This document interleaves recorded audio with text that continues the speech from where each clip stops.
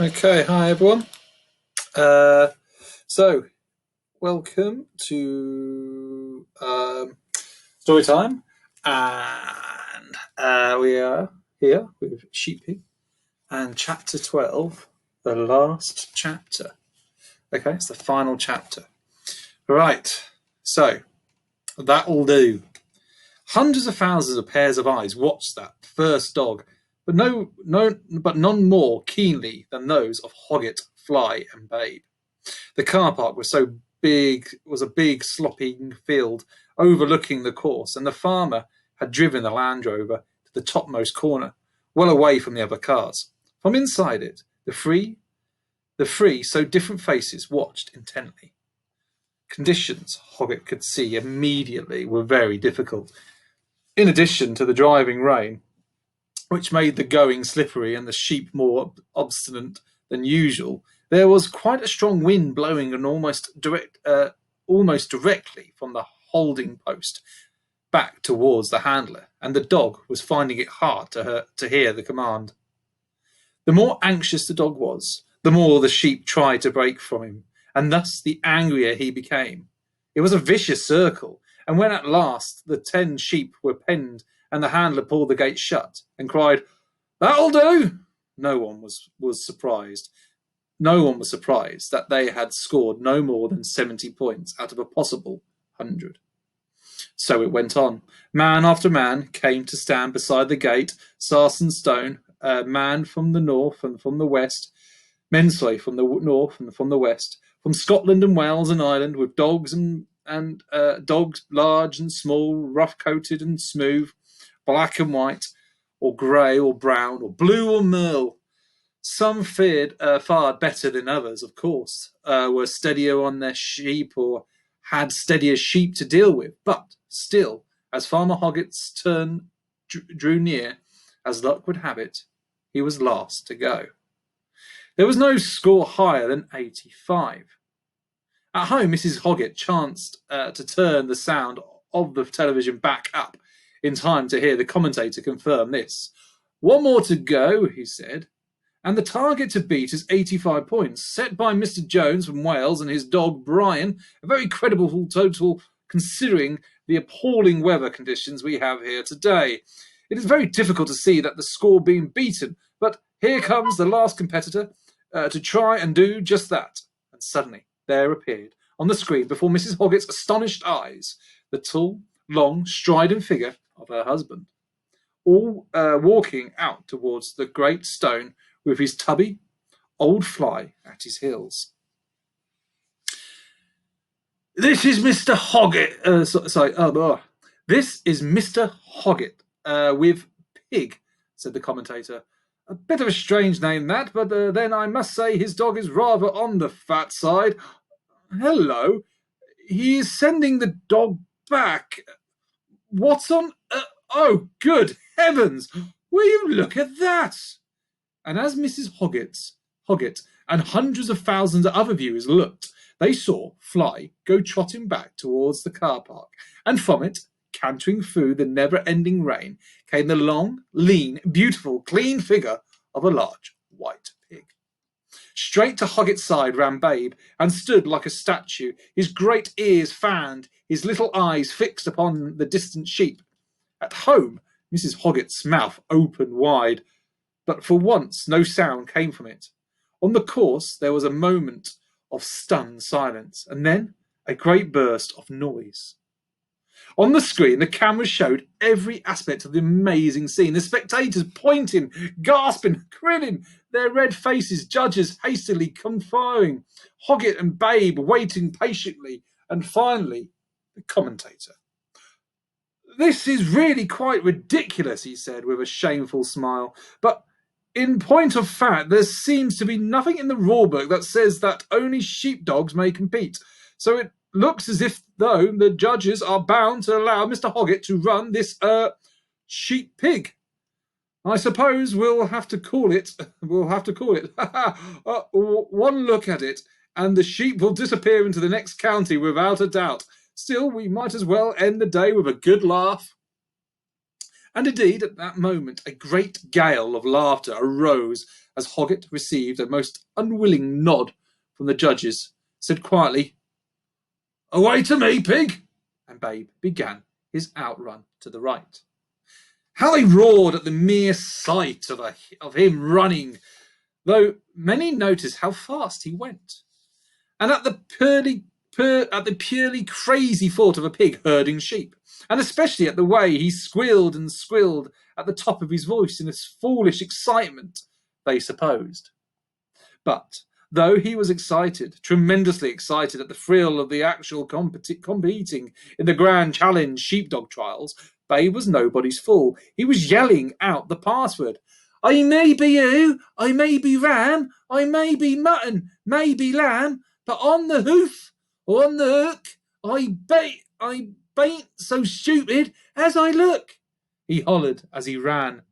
This was the danger point, before he'd meet the sheep, and again he repeated the magic words, shouting above the noise of the rain and the wind and the rain, his eyes fixed on the 10 sheep by the holding post. Their eyes were just as fixed on him, eyes that bulged at the sight of this great, strange animal approaching. But they held steady, and now distant crowd fell suddenly silent as they saw the pig take up a perfect position behind his sheep, and heard the astonishing judge award 10 points for faultless outrun. Just for luck, in case they hadn't believed their ears, Babe gave the password one last time. "I bain't so stupid as I look," he panted, "and a very good afternoon to you all. I do apologise for having to ask you to work in this miserable weather. I hope you'll forgive me." At once, as he hoped, there was a positive babble of voices. "Fancy him knowing the password! What lovely manners! Not like those nasty wolves. What do you want us to do, young master?" Quickly, for he was conscious that time was trickling away, Babe first asked politely for their attention, outlined the course to them. "And I would be really most awfully grateful," he said, "if you would all bear these points in mind. Keep tightly together, go at the good steady pace, not too fast, not too slow, and walk excitedly through the middle of each of the 3 gates, if you'd be good enough. The moment I enter the shading ring, with the 4 of you who are wearing collars, how nice they look, by the way, please walk out of it. And then, if you all kindly go straight into the final pen, I should be so much obliged." All this talk was quite a time, and the crowd and the judges and Mr. Hoggett and the hundreds and thousands of fellow viewers began to feel that nothing else was going to happen, that the sheep were never going to move, that the whole thing was stupid, farce, a silly joke that had fallen flat. Only Hoggett, standing silent in the rain beside the sarsen stone, had complete confidence in the skill of the sheep pig, and suddenly the miracle began to happen.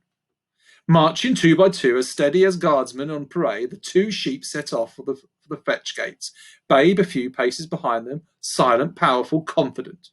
Straight as a die they went towards the distant Hoggett, straight between the exact centre of the fetch gates, without a moment's hesitation, without deviating an inch from their unswerving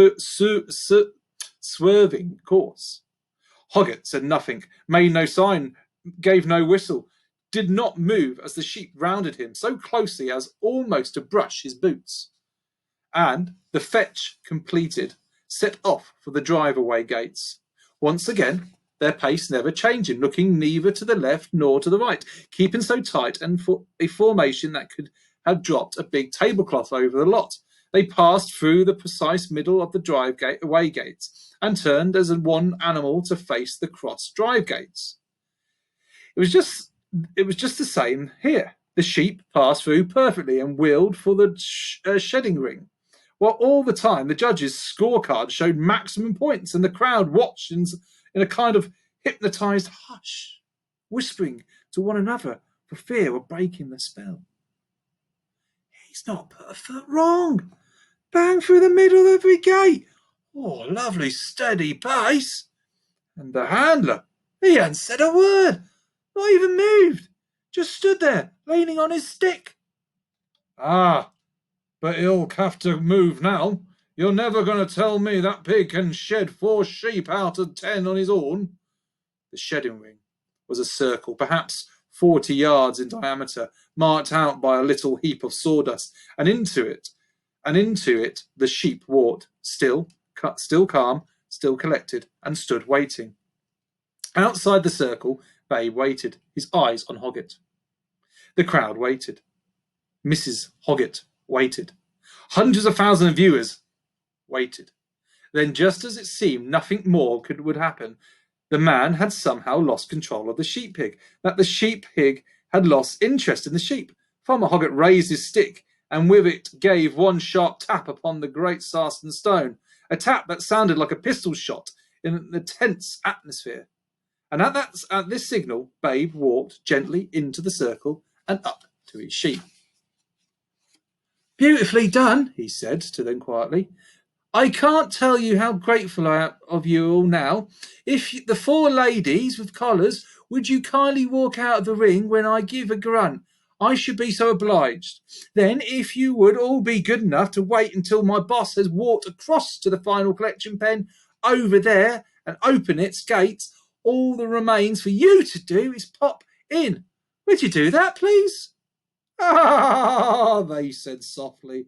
And as Babe gave one deep grunt, the 4 collared sheep detached themselves from their companions and calmly, unhurriedly walked out of the shedding ring. Unmoving, held by the magic of the moment, the crowd watched with no sound but a great sigh of amazement. No one could quite believe his eyes. No one seemed to notice that the wind had dropped and the rain had stopped. No one was surprised when a single shaft of sunshine came suddenly through the hole in a grey cloud and shone full upon the great Sarston stone. Slowly, with his long strides, Hoggett left it and walked to the little enclosure of hurdles, the final test of his sheep herding. He opened its gates and stood silently still while the shed animals walked back into the ring to rejoin the rest. Then he nodded once at Babe, no more, and steadily, smartly, straightened the 10 sheep with the sheep pig at their heels, marched into the final pen, and Hoggett closed the gate. As he dropped the loop of rope over the hurdle stake, everyone could see the judge's marks. 100 out of 100.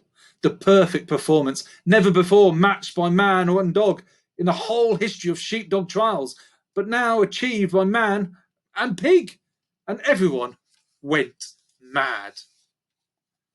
At home, Mrs. Hoggett erupted like a volcano in great lava flows of words, pouring them out towards the 2 figures held by the camera, as though they were actually inside that box in the corner of her sitting room, cheering them, praising them, congratulating them. First one and then the other, telling them how proud she was to hurry home, not to be late for supper. It was shepherd's pie. As for the crowd of spectators and the grand challenge sheepdog trials, they shouted and yelled and waved their arms and jumped about, while the astonished judges scratched their heads in amazement. Amazed competitors shook theirs in wondering disbelief. Marvellous!